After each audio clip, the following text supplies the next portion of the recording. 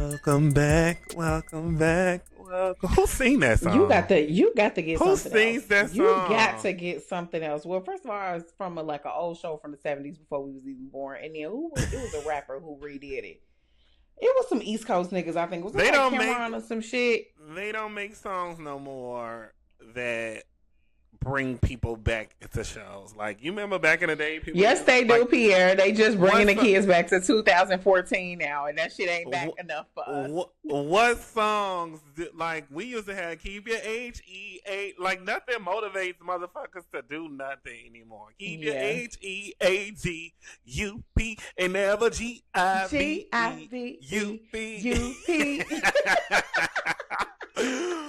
Welcome back to First, y'all. Still the only podcast about the girls and the gays who rap. I am the amazing male energy here. Bush Queen. What was that about? Prince Pierre. I am Sesali, also known as Bad Fat Black Girl. The authoress. I went to... So I did a shout out to JaVale and Amber Abundance. I did a project with them, and it was at a bookstore. And I'm so ghetto. Anytime I enter a bookstore, the first thing I say is my friend booking here?" And they were like, "Calm down, ghetto boy." And it was right there, like, on display. Displayed. Yeah, I took a picture of it. But I couldn't see it at first because I was looking for it, but I have the what is this called? The hardback? The hardcover. The hardcover. And they had the soft paperback. cover. The soft cover or paperback. Paperback. That's what I was trying to say. And it was yellow. Know this so I was read. Ask Pierre if he's ever read this book that he gets so loud about. No, I read. I read down, and I'm doing a 75-day challenge where I have to read 10 pages. But the thing is, I'm like Cecily, I always talk about spoken words and all. I'm a self-help nigga, so I read The Secret. You be reading 48 Laws of Power. 48 Laws of Power. Rich Dad, Poor Dad. Like, Pierre, those you are so ghetto. All ghetto niggas love to read 48 Laws of Power.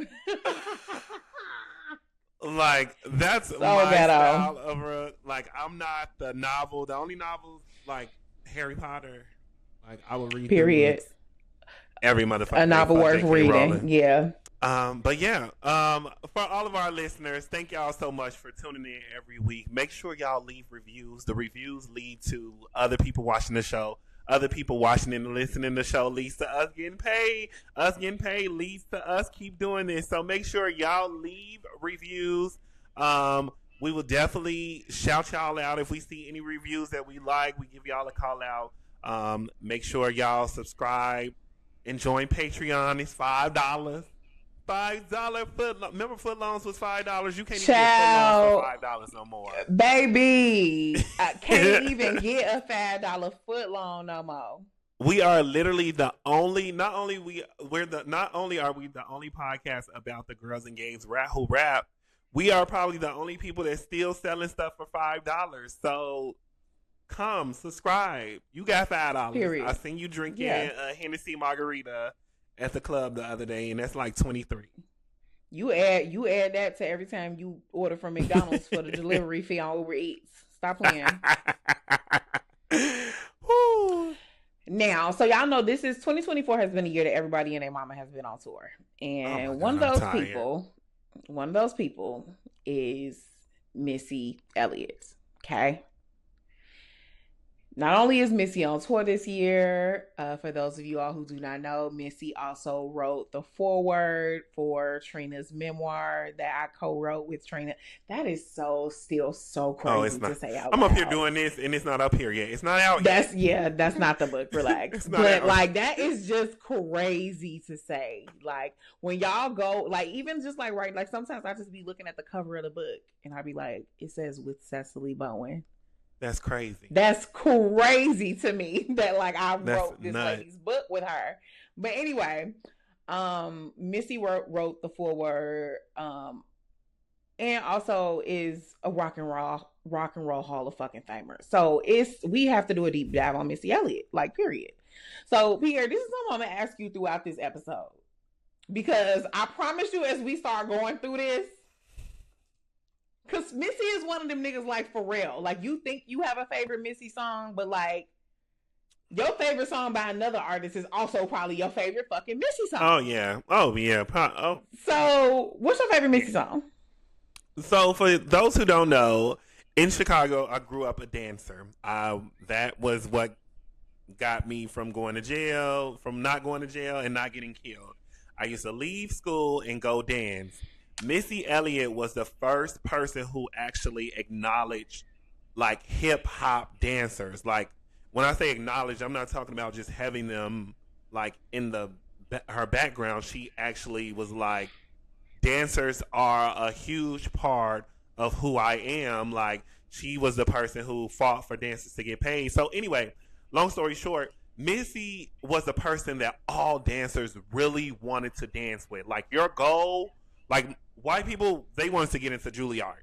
Like, and black people, we wanted to dance with Missy. Missy came out with this song called Lose Control.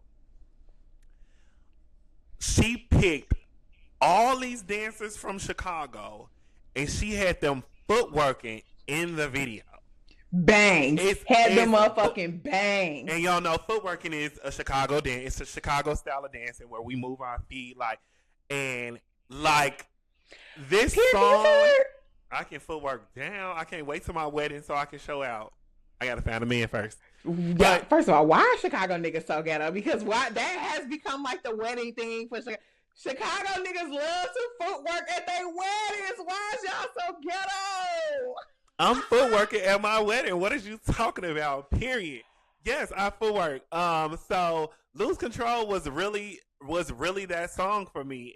It really, like, it was an era for me. So I'm picking Lose Control. She put Chicago, that specific Chicago style of dance on, like, an international stage. 100%. Oh my God. After that, that's when I start seeing all the Koreans and shit. Everybody, now they having footwork classes and shit. Mm-hmm. Yeah, it was after that. Okay, so Lose Control, you going with it right now? Yes. I think I'm gonna say right now, my favorite Missy song is probably Hot Boys. Oh, that's my. I was gonna change it to Hot Boy when we got further into the episode. But I don't know if I'm really just saying that because I'm just like remembering how Nas looked in the video. Ugh, that nigga is so fine. That man is so. Do you think Nas fine? I mean, if Onika dated him, he have to be fine. Girl, that is not what that means. Girl, stop lusting after Nicki, old man. Girl. Anyway, okay, so let's get into Missy. Whatever. So, all of you, let's sit the young girls down first of all, because we about to be talking about some shit. Yeah, and Amore is not with us this episode, and I'm actually so pissed that Amore is not with us this episode. Because she could have learned something. Learn from this. But she gonna listen to it. But if she was on here, she just would have been so confused. So Missy is from Virginia, which I always say only breeds toxic niggas. Virginia is the home of the toxic niggas. We're gonna say that for ass last. Now, so listen, here's how it starts. Missy had started this singing group called Phase. Okay. Now Missy knew Magoo from around the way. So Missy starts this little singing group. They trying to make some noise. She got a friend who also make music, Magoo. That's who introduced her to Timbaland. They just friends from around the neighborhood. And Timbaland is from Virginia too? Also from Virginia. All of these is Virginia niggas, okay? Damn. So, now, here's what you gotta know. Jodeci, the group Jodeci. Everybody know Jodeci, okay? Or maybe the new people know Casey and JoJo, which was 2/3 of Jodeci, but Jodeci used to be 3. The third nigga was Devontae. He was the finest one throughout the group. No tea, no shade. Devontae Sings had this little collective called Swing Mob. Missy's group gets Devontae's attention. He says, okay, I want to rename y'all to sisters, signs them to the label, and then Missy brings Timbaland and Magoo on to basically like get on with this deal. And through that, like Swing Mob becomes this huge collective that not only includes like Missy and Timbaland and Magoo and her group, but also Genuine, Static Major, Playa, Stevie J was Stevie J was in fucking Swing Mob at one point. I don't want to go back to the strip club, Stevie. I don't want to go back to the strip club. Shout out to the Puerto Rican prison. Since I was motherfucking 13. I love Jocelyn. Y'all know that's why. Y'all know that Jocelyn. Oh, we got to get her on the show. We got to get her on the show. I want Jocelyn on this show so fucking bad. So she's my dream guest. Jocelyn Hernandez, I think, is my dream guest. Like, I fucking love Jocelyn. Anyway, so that's kind of how Missy gets her start. So the Swing Mob, this big like collective, they kind of break up in the 90s, but and then the group they dropped an album that ended up getting shelves because the single didn't work out. So Missy kind of leaves the group. Swing Mob kind of dismantles, but obviously Missy is still locked in with Timbaland and Magoo because, you know, them was like her homies from back in the day. And so they start writing for other artists. They're writing for 702. They're writing for SWV. They're writing for a young lady by the name of Aaliyah, who is now working, and working with Aaliyah as she works on a project that was pretty significant because she had just separated. Yeah, Missy was definitely working with her. She had just separated creatively from someone who we now today know to have been a predator. And someone who had been like writing a lot of her music before that. So Missy and Timbaland either write or produce, wrote and produced 9 of the songs on Aaliyah's One in a Million album. That's crazy. That's a whole album. That album, yes, that album goes double platinum. Okay, so this is 1996, and now Missy is basically a hit maker because. And also, here's the thing you need to know about Missy's style. Baby, Missy's not just going to co-write the song for you. If she can't sing some background vocals, sing a hook on there, she ain't write it. So, like, you hear Missy's voice on a lot of these songs. Like, there are so many songs where, like, Missy is doing, like, the backing vocals because she was, like, one of the songwriters, right? So she becomes this hit maker. Now she working with more. She working with Total. She working with Destiny's Child. The Total album, Kima Keisha Pam. One of my favorite albums. I Tried, which is this song about how like Total sings this song about how they fuck their friend boyfriend and they feel real bad about it. Like I really did try not to fuck him, but anyway. Which me and my friends just talk about. Every song back in the day was about fucking somebody's man. SWV. Yeah, like what your girl know on her. Yes, Escape. If your girl You're my little secret. You're my little secret, and that's how we should think. I don't know what y'all bitches was doing back then, but y'all bitches must have couldn't fight back then. Yeah, I was just gonna say y'all hoes get beat up now. Y'all couldn't. Yeah, them bitches couldn't fight back then, I guess. So now, so Missy is this hit maker now, right? And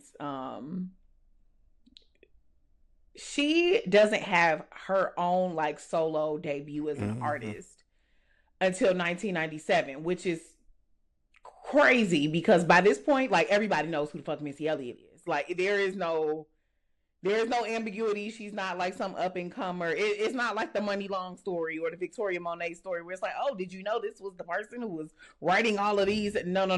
Everybody knew who Missy Elliott was. Think about it. Her first album came out the same year that the Ladies Night video came out with Lil' Kim, Angie Martinez, Left Eye. Oh, what a night. Mary J. Blige is drunk on set, dressed not in the right color combination. You are really playing drunk.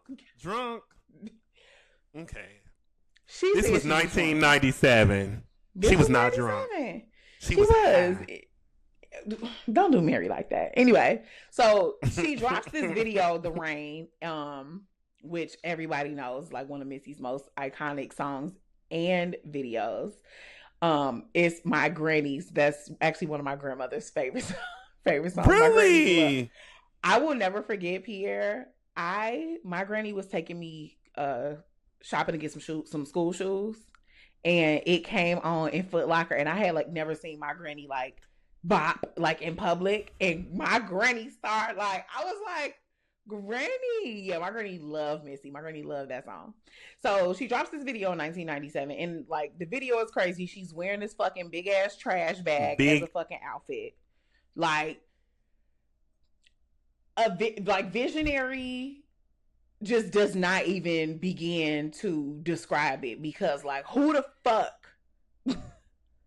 I think she got like finger waves and shit. She all in the camera and shit. Like fish eye lenses and shit. Now also some tea. Ooh. Diddy wanted to sign Missy to Bad Boy. I'm so glad you didn't. And I'm so glad she did not either. She basically went with Elektra, where they would let her have her own imprint. So I think a lot of, you know, Lil' Kim is in a lot of Missy videos. Missy is in a lot of Lil' Kim videos. They work together. They obviously have this friendship. And I think part of that also stems from the relationship that Missy had with Bad Boy.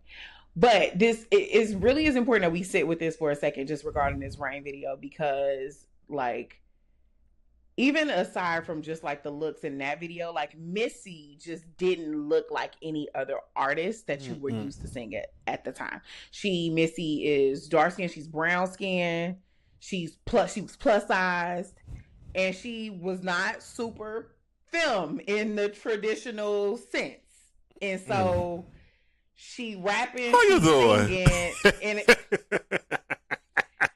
she rapping and she's singing and having like one of the biggest breakouts of an artist. And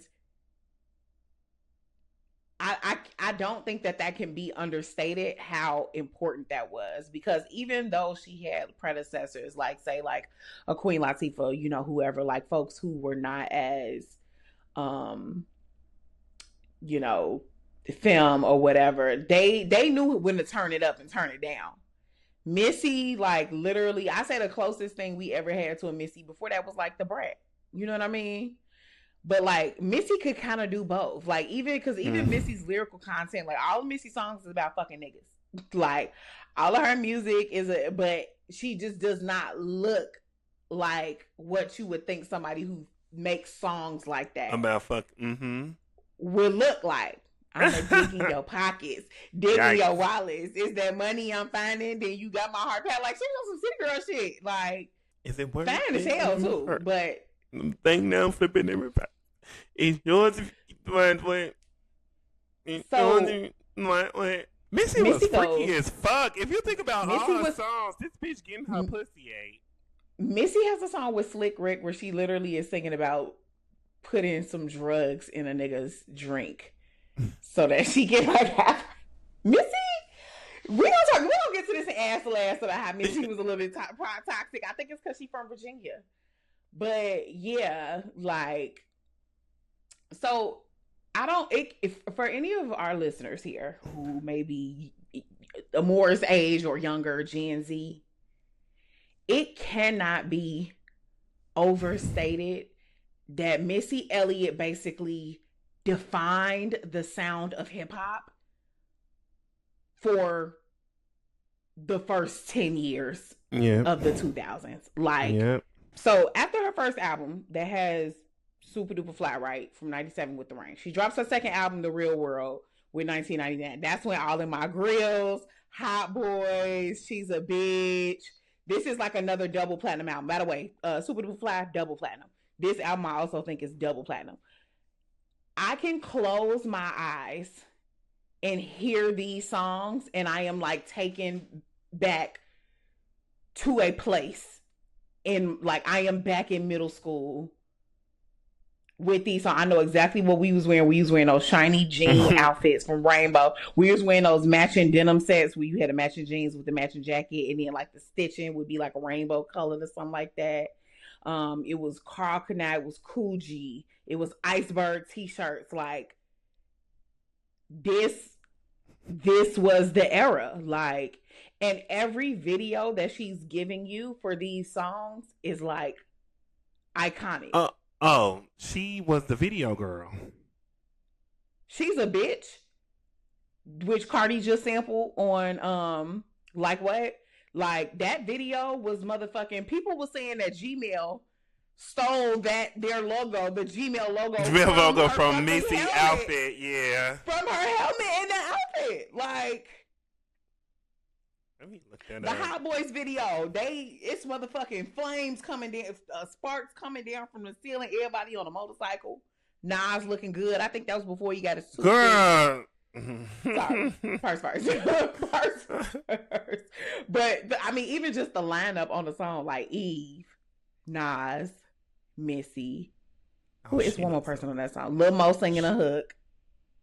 Oh, damn! Then Missy had all her bitches in here. Oh, Pierre.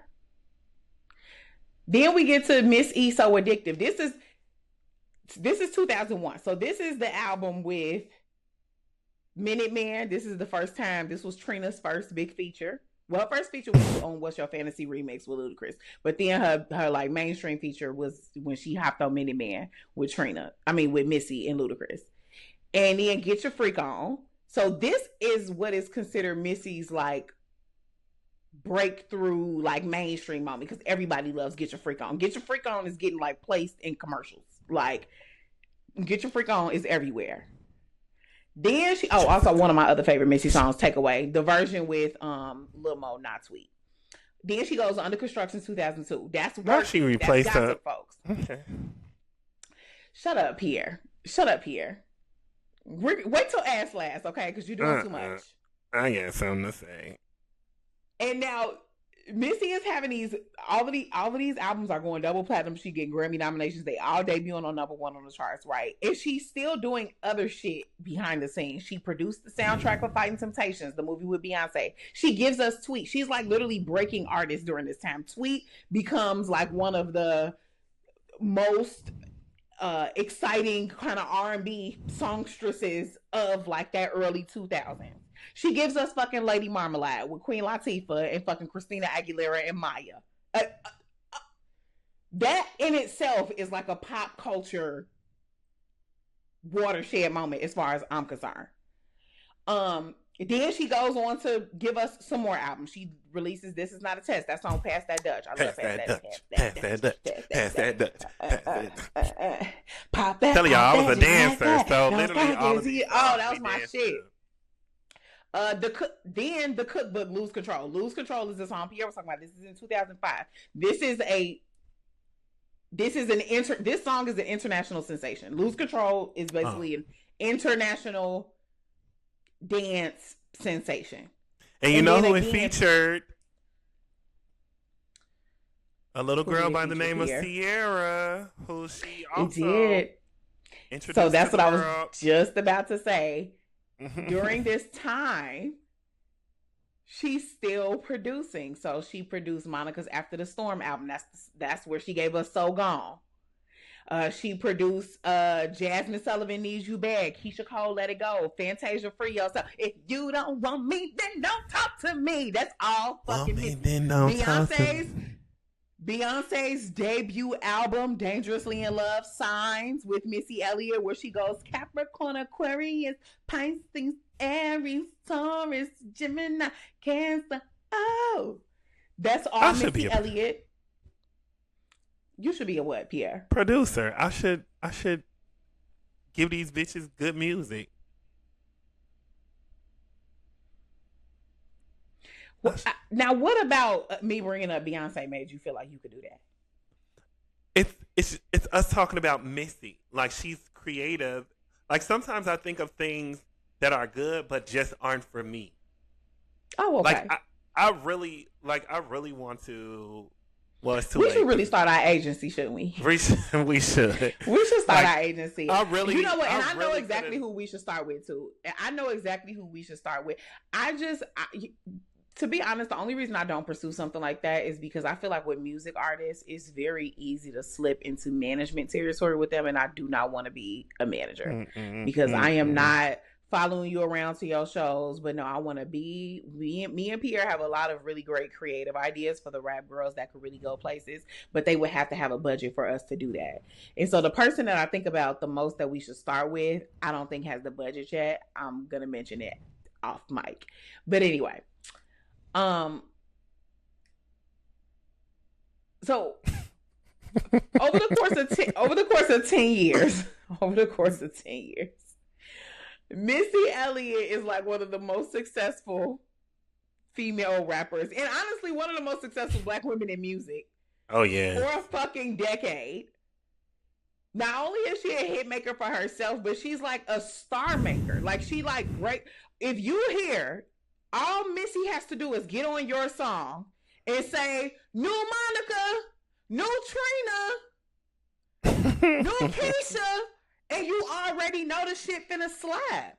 And now you are propelled to stardom. Like it's like putting this episode together, just like, and when I tell you, we really are only scratching the surface. We are only scratching the surface, because like she need a Lifetime story. She needs something, because the fact, like, she broke Jasmine Sullivan. She broke Tweets. She definitely broke them. Like it was Missy who like made these songs that put these people on the map to like be where they are now. The T is that there's a downside to that. We gonna say that for ass last. We're gonna say T-I, and don't you say a motherfucking word. Sierra, if you think about so many of our like formidable artists of our time, of our generation, or even some of the ones, and that was the crazy thing about Missy too, because Missy could do that shit for you if you was a new artist, and then she could also do that shit to you if you just wanted to like revive your career, because like that was the situation with Monica. She like helped Monica rebrand when Monica made So Gone. New Monica. When her and Trina linked up for Diamond Princess for her second album, like Missy produced a lot of Trina's Diamond Princess album. Like Missy can really just take you wherever the fuck you want to go. And like throughout this entire time, making some of the most visionary visuals in the industry that anyone has ever seen. People did not expect for her to be able to dance herself, because she was plus size. She was dancing. She was directing her own videos. She was performing. She could dance. She could sing. She could rap. She could produce the song. She could write the song. Like it's nothing that this bitch could not do. And so with that, I would like to have a conversation with Pierre. And I mentioned this on a previous episode of the show. Do we feel like it is safe to say that Missy Elliott is the real queen of hip hop? Absolutely. I can't think of any. Pierre, run down the accolades. She has 4 Grammys, 8 MTV VMA awards, plus the Vanguard.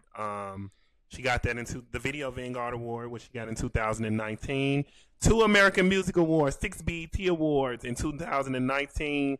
She was inducted to the Songwriters Hall of Fame, and she was the first female rapper to receive this. And 3rd overall, the rappers were like Jay-Z and Jermaine Dupri or somebody. And then in 2023, she was inducted into the Rock and Roll Hall of Fame. Rock and Roll Hall of Fame, yeah. I don't think if anybody tries to argue this, they're insane. You're insane. Like, they are insane. Missy just birthed so many people.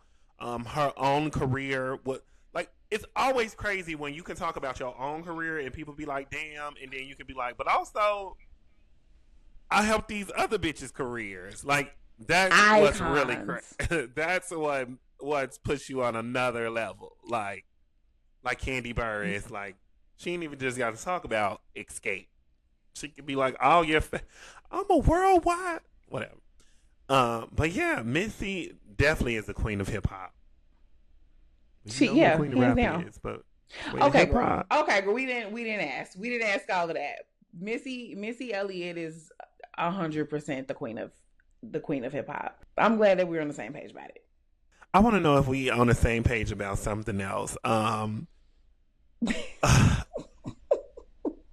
all the Patreon people, keep on listening because we about to get into some things about Missy. What you want to talk about for Patreon, Pierre? If y'all ain't subscribed to Patreon, y'all better subscribe right now, though, because we about to do it. When we said we doing a deep dive into Missy Elliott, we really meant a deep dive. We about to do a deep dive into Missy and all the people she done deep dove into. Oh my God. Allegedly. Let's get to ask last because when do we discuss Missy's sexuality? And the reason I bring this up because I don't like forcing people out the manager. I don't want to manage you. I do not want to. I ain't got time to manage you. I don't have time to manage you. I'm not going to hang out in them little rinky dink ass clubs for you to do your little shows. I'm not doing none of that. My sleep schedule won't allow it. But anyways, all right. Well, that was really an ass last, baby. I hope don't nobody hear that shit. Make sure y'all. I usually don't ever touch ass last. I usually don't edit ass last down, baby. I'm gonna have to edit some of that. Yes. I'm gonna have to edit some of that out. Shout out to all the patrons. Yo, make sure if you're listening, you subscribe to Patron to hear what Sesali and I just talked about. It went really bizarre. We were all over the place. It went crazy. Also, you hear other content. We always do additional shit. We always talk about albums, tours, all types of stuff. So if you want to hear the unedited, real, raw Purse First show, definitely subscribe to Patreon. Also, make sure you're giving us ratings and reviews. We really, really need it. We really, really appreciate it. We are nothing without y'all. So make sure if you're listening, give us a rating and review. Give us 5 stars. Give us those 5 stars. It costs you nothing to click 5 stars and say, oh, these bitches killing it. Yes.